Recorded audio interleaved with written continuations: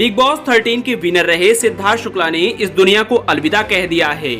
उनका निधन अचानक ही हो गया और इससे सभी हैरान हैं। लगभग 40 साल की उम्र में सिद्धार्थ शुक्ला का इस तरह से दुनिया को अलविदा कहना किसी को रास नहीं आ रहा है। मिली जानकारी के तहत सिद्धार्थ के निधन की खबर के बाद से उनकी मां और उनकी दोस्त शहनाज गिल बेसुध हैं। बीते कल ही शहनाज के पिता ने अपनी बेटी की हालत के बारे में खुद जानकारी दी। दरअसल उन्होंने बताया था कि वह बिलखते हुए ये कह रही है कि पापा अब मैं कैसे जीऊंगी। वैसे आप जानते ही होंगे कि शहनाज गिल के लिए सिद्धार्थ शुक्ला बेहद खास थे।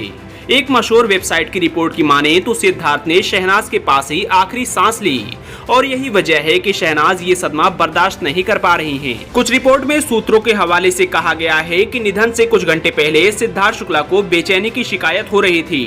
दरअसल सिद्धार्थ शुक्ला रात करीब 9:30 बजे घर आए और उसके बाद उन्हें बेचैनी होने लगी। उस समय घर पर उनकी मां और शहनाज दोनों ही थी।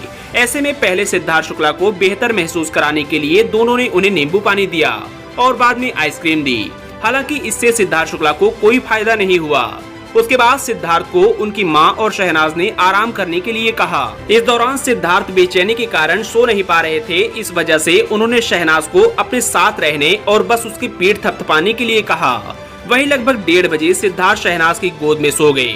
वहीं उसके बाद अदाकारा भी सो गई और सुबह करीब 7 बजे जब वह उठी, इस पर उन्होंने देखा कि सिद्धार्थ बिना किसी हलचल के उसी स्थिति में सो रहे हैं और जब उन्होंने सिद्धार्थ शुक्ला को जगाने की कोशिश की तो वह नहीं हिले।